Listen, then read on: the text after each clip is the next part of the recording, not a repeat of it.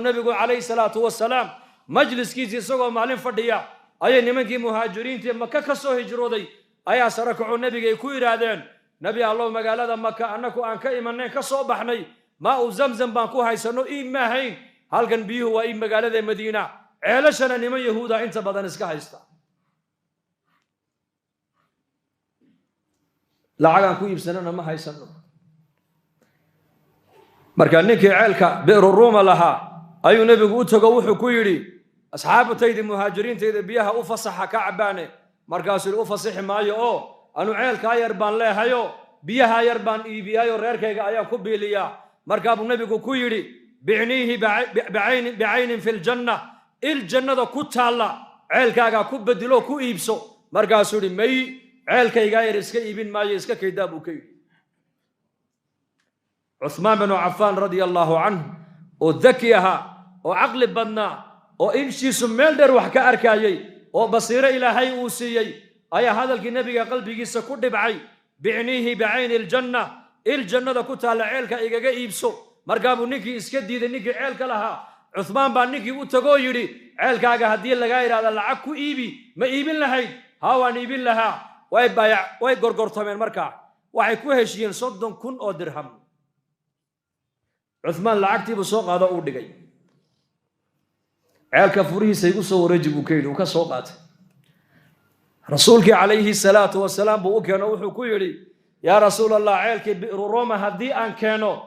ishii jannada ku taallay ninkaa loo ballan qaado iska diiday aniga ma lai ballan qaadayaa markaa buu nebigu yidhi haa markaa buu yidhi ceelka furihiisii waa kan asxaabtaadana waa waqaf buu u yahay ha dhaansadaan buu yidhi ceelka haddooto biyihiisa waa waqaf hal isticmaala buu rasuul allah yidhi markaa buu nebigu farxay indhaha ayuu nebigu markaa kor u qaado wuxuu yidhi cusmaan ilaahow raalli baan ka noqday raalli ka noqo cusmaan maanta laga bilaabaa camal dambe hadduunan samaynba intaabuu jannada ku galay buu rasuulku yidhi bicniihi bicayni ljanna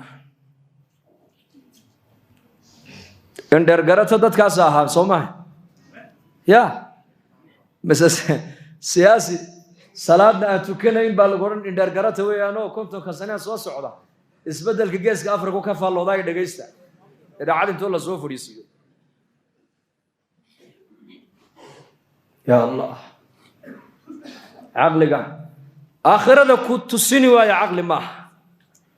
nolosha dambe caqliga kuu jeedin waaya caqli maaha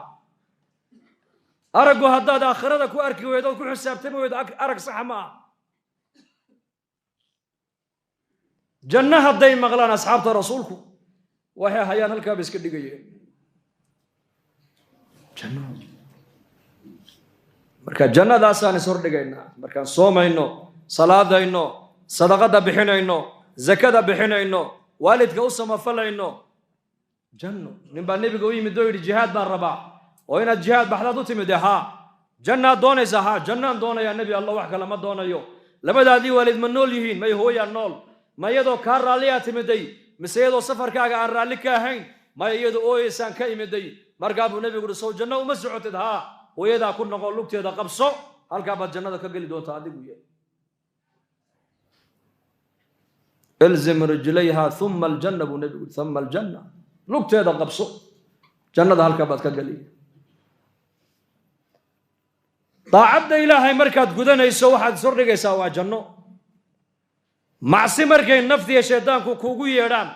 ee shaydaanka iyo naftu ay ku yidhahdaan ilaahay caas oo dembiga samee oo waxaa ku dhac markay naftiiyo shaydaanku ku yidhaahdiin waa inaad is hordhigtaa ilaahay cadhadiisa is hordhig ina batsha rabbika la shadiid ina rabbaka labil mirsaad ilaahay ku xisaabtin cadhadiisa ka cabsiya naftaada markaas marka labadaasaa la doonaya ilaahay inaan ku caabudno tamacan khawfan wa tamaca cabsi iyo rajo cabsida goormaa la rabaa waa intaad caafimaadka haysid eed nolosha haysid ee dhallinyarada aad tahay eed amniga haysatid ilaahay cabsi ku caabud maalintaad heer xanuunsatidna ama xaalad adag ay kugu timaaddo ilaahay raxmadiisa raje markaas oo ha quusan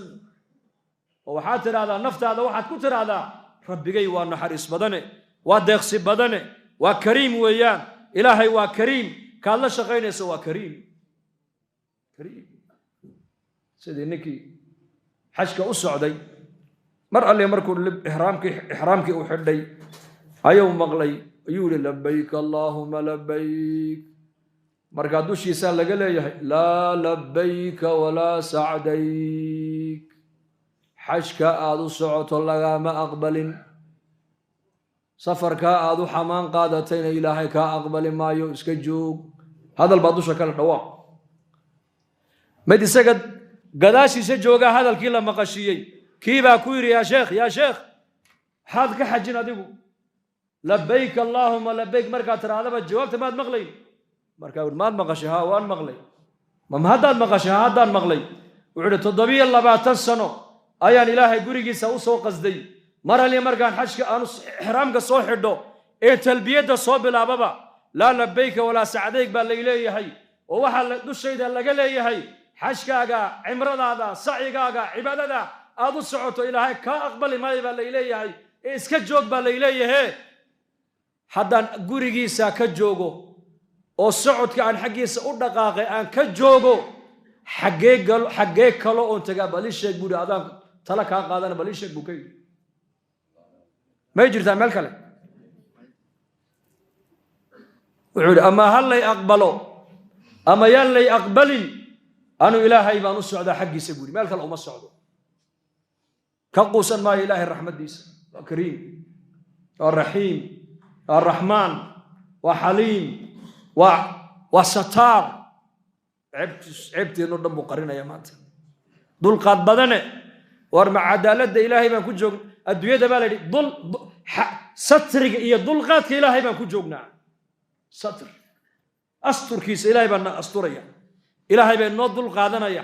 laakiin haddii cadaalad la eegi lahaa acmaasha jidhkeenna maanta ka soo fulaysa iyo cisyaanka aan ilaahay caasinayno iyo sida macaasida waddooyinkeenna maqaaxiyaheenna guryaheenna ilaahay loogu caasinayo daqiiqad adduunka inaan ku noolaano xaq uma yeelaneen maanta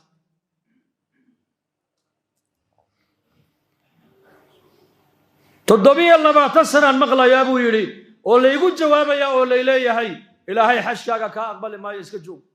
dee maan joogaa ka joogi maayo waan socdaa buuhi waryaa u yimiday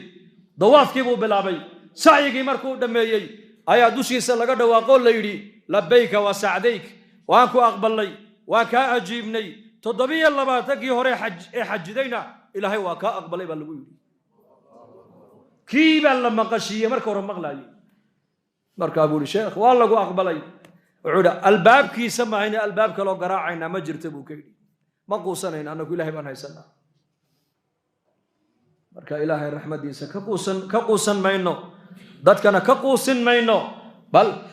ummadda waan tarqiibinaynaa waan u naxariisanaynaa dacwadda ayaan ugu yeedhaynaa dacwadda markaan ummadda ugu yeedhaynana waan u dhibrinaynaa bucithtum muyasiriina walam tubcathuu mucasiriin